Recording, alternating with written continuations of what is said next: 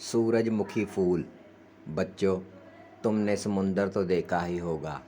देखने में वह कैसा नीला और कैसा सुंदर होता है। उसकी गहराई की था पाना बहुत कठिन है। कहते हैं समुंदर में भी बड़े बड़े पहाड़, छोटे मोटे टीले और बहुत ही सुंदर गुफाएं हैं। समुंदर में रहने वाले गुफाओं में रहते हैं, लेकिन वे गुफाएं हमारे घरों और महलों से कहीं ज़्यादा खूबसूरत होती हैं। उन गुफाओं की दीवारें मूंगों की और छतें मोतियों जैसी होती हैं। हीरे जवाहरातों से जड़ी हुई वे गुफाएं दिन रात जगमगाती रहती हैं। उनमें और कोई रोशनी करने की ज़रूरत नहीं होती। उन गुफाओं में सिंधु राज की पुत्रियां नाग कन्याएं रहती हैं। उन नाग कन्याओं के बोरे से काले काले बाल होते हैं। उनके मुंह की दमक से उन गुफाओं की रौनक और भी बढ़ जाती है। वे सोने के तारों से बने हुए जीने कपड़े पहनती हैं और उनके घुंघराले बाल सागर की तरंगों के साथ लहराते रहते हैं। जब उन गुफाओं में रहते रहते उन नाग कन्याओं का मन उचट जाता है, तब वे सैर करने निकल पड़ती हैं। उतने बड़े राजा की लड़कियां वे पैदल कैसे चलें? नहीं, उनके लिए सीपियों से बने हुए सुंदर रथ तैयार रहते हैं। उन रथों में सुनहरी मछलियाँ जोती जाती हैं। वे नाग कन्याएं उन रथों पर चढ़कर अक्सर आधी रात के वक्त समुंदर के तट पर आती हैं। वहाँ के मुलायम बालू पर बैठकर वे तरह तरह के खेल खेला करती हैं और हमेशा सूरज उगने से पहले ही चली जाती हैं। हमेशा रातों रात खेलने के कारण उन्होंने कभी सूरज का उगना नहीं देखा। उन्हें ये भी मालूम नहीं होता कि सूरज कैसा है। अच्छा, तो एक बार कुछ नाग कन्याएं इसी तरह समुंदर के तट पर खेलने आई। वे सारी रात खेलती रहीं और सूरज के उगने के पहले ही चली गई। लेकिन उनमें से एक बहुत ही सुंदर नाग कन्या भूल से पीछे छूट गई। वह खेलने के लिए सबसे अलग अकेली बहुत दूर चली गई थी। जब तक वह लौटकर आई, उसकी सब सहेलियां अपनी अपनी गाड़ियों में बैठकर जा चुकी थी। अब वह बेचारी क्या करती? वह बिल्कुल अकेली एक चट्टान के ऊपर बैठी रही। थोड़ी देर में उसे पूरब से एक अजीब सी रोशनी निकलती दिखाई दी। वह एकटक उसकी ओर देखने लगी, क्योंकि उसने कभी पहले सूरज को निकलते नहीं देखा था।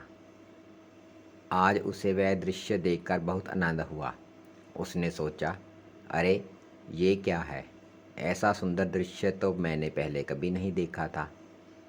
इतने में धीरे धीरे सूरज पूरा निकल आया और उसे आकाश में एक सुंदर राजकुमार 7 घोड़ों वाले रथों पर बैठा दिखाई दिया। घोड़ों को हाँकता हुआ दिखाई दिया। ऐसा अच्छा रथ और सुंदर घोड़े उसके पिता के पास भी नहीं थे। ऐसा सुंदर राजकुमार तो उसने पहले कभी देखा ही नहीं था। उसने सोचा, अगर ये राजकुमार मुझे अपने साथ रथ में बिठा ले और चले तो कितना अच्छा हो। इस तरह वह दिन भर वहाँ बैठी बैठी सूरज की ओर देखती रही।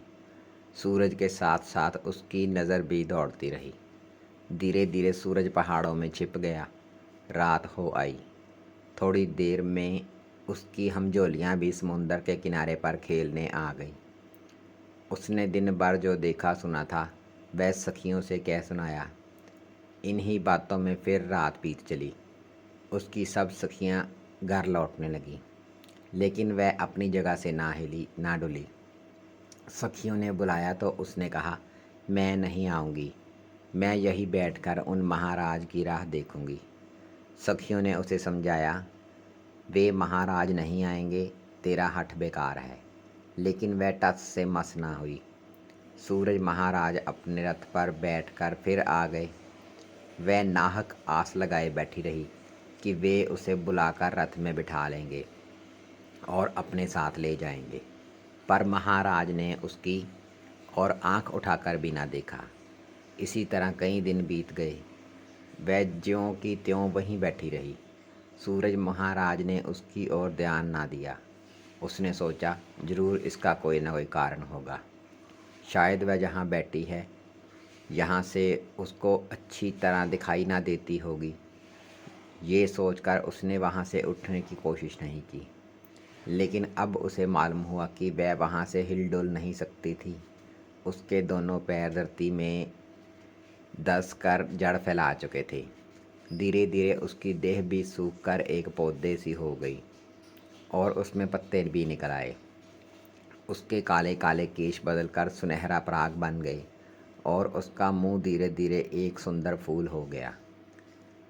पर ये एक मामूली फूल नहीं है, बहुत ही निराला फूल है। जब सूरज सवेरे सवेरे अपने 7 घोड़े वाले रथों पर बैठकर पूरब से निकलता है, तब वह फूल उसकी ओर मुँह करके दीन स्वर में गिड़गिड़ा कर कहता है, महाराज, क्या आप भी अब मुझ पर दया नहीं करेंगे? क्या आप भी अपनी इस दासी को अपने साथ न ले जाएंगे?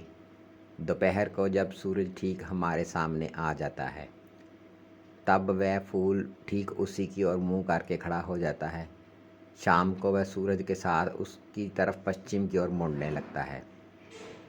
बच्चों, अब तुम समझ गए ना कि ये फूल कौन सा है? इसको सूरजमुखी या सूर्यमुखी कहते हैं। बड़े बूढ़ों का कहना है कि वह नाग कन्या आज तक इस फूल के रूप में सूरज के लिए तप कर रही है। इसी से उस फूल को सूरजमुखी फूल कहते हैं।